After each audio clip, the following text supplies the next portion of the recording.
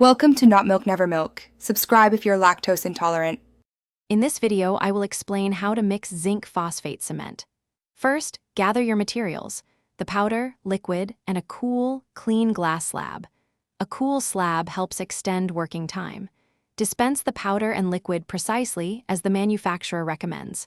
This initial preparation is crucial for achieving the correct consistency and strength for your cement.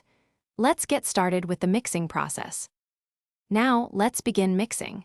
Divide your powder into 4 to 6 smaller increments. Start by incorporating the first small increment of powder into the liquid.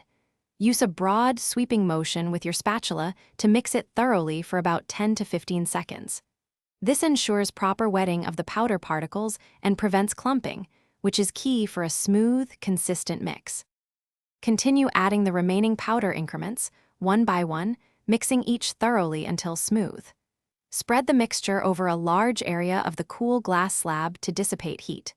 For luting, you want a consistency where the cement forms a 1-inch string when lifted with the spatula. This indicates the ideal flow for seating restorations effectively and ensures proper adhesion.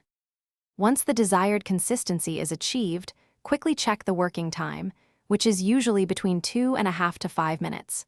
The mixed cement should appear uniform and creamy, free of any lumps or dry powder. Apply the cement promptly to the restoration or the prepared tooth surface. Timely application is essential to maximize its adhesive properties before it begins to set. Thanks for watching. If this was helpful, leave a like and consider subscribing. See you next time.